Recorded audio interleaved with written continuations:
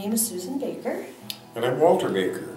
We were involved in the first ride because we were amateur radio operators, or what's commonly called ham radio operators.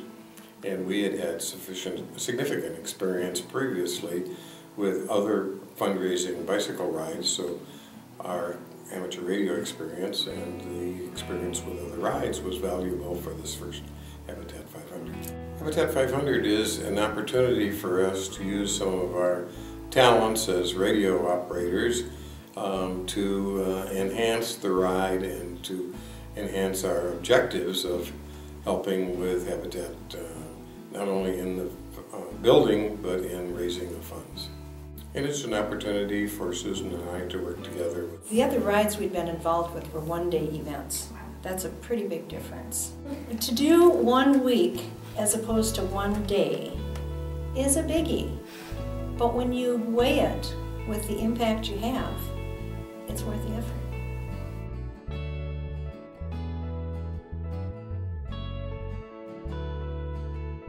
Our job really is to provide safety for the riders on the road. We have a hotline, and all the riders know the number for the hotline. And so if they have an injury or a mechanical or a question or something, we're always available to respond to that. We have all sorts of interesting experiences with regard to various weather-related activities. It is Minnesota, the theater of seasons, and as a result, even though we're typically in July, we are in northern Minnesota, and for example, a few years ago we had thunderstorms from about 8 o'clock in the morning until about noon, and it made for a real challenge for the riders. We've had sleet storms and hypothermia concerns and sunburn concerns and just about everything that you can think of. I think the important thing is to understand what our mission is. Our mission is safety, and as a result, you get into some interesting challenges from time to time. For example, from the time that they mark the road on a couple of occasions, which is the day before, and the time that we come through, they have seal coated the road. And so there's no markings, on the road for the riders. And it gets to be a last-minute challenge to do that. And or if they haven't seal coated it, maybe they have dug up a section of it and it's now just rock and sand and stuff that a bicycle tire isn't going to go through very happily. You know, those kind of things. We just have to be flexible with whatever it gives us.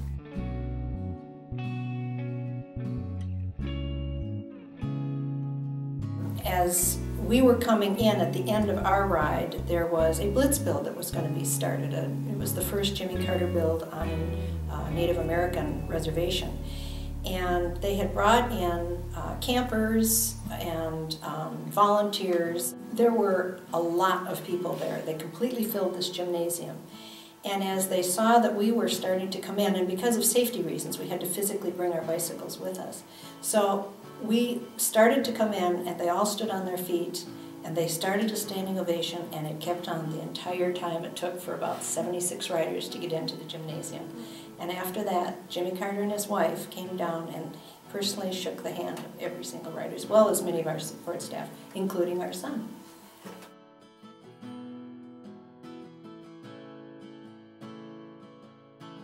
There's terrific people that decide to ride their bicycles 500 miles and raise funds so that somebody else can have a home. They're terrific people from all walks of life, and it's just really nice to get to know them. Our motivation is more the impact of that, what the whole event has on Habitat for Humanity, specifically in Minnesota, but also worldwide, because that's pretty impressive in 1 week. And we enjoy working with the Habitat staff and the other volunteers because we have a high return rate of volunteers, so you tend to get to know them and you can rely on them, and as a result of learning about them, we can provide better support to the riders and make for a safer ride.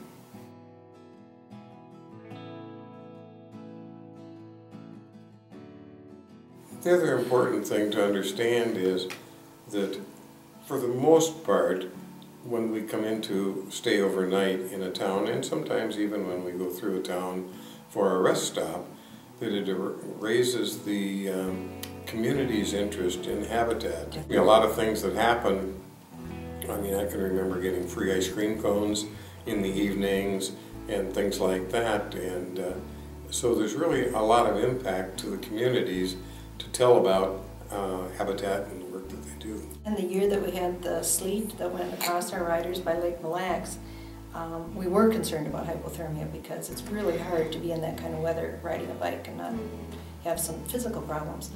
And when we told our story to the local provider, they gave us gallons of hot coffee. It was awesome. It's the Habitat message. Its impact on the mission of Habitat.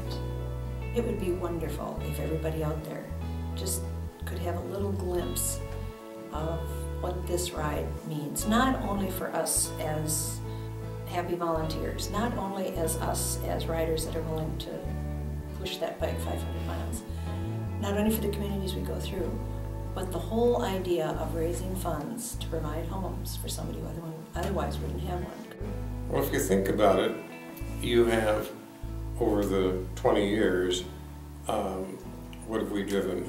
We've had bicycle riders that have gone 10,000 miles, and you've got about 100 riders that have gone each the 10,000 miles. Think of the number of people that have been impacted by seeing those riders and asking time and time again, why are you doing this? What and what is is it all about? And getting the word out about the mission. Many of the small communities we go through, the people look at those riders and say, what? And you know, many of the outfits that they wear are very colorful, and these people have not seen that, and they just, what is this?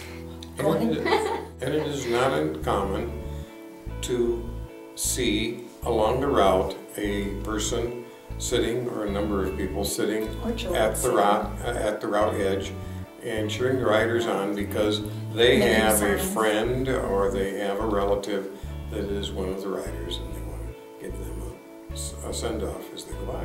In a week, you get a pretty good idea of what we do, and you know, I think you just leave it to your imagination because just about everything happens, and we've had in our 10,000 miles of rider time, I think pretty much most of the things. We'll have a few surprises in the future, but we've had a lot in the past.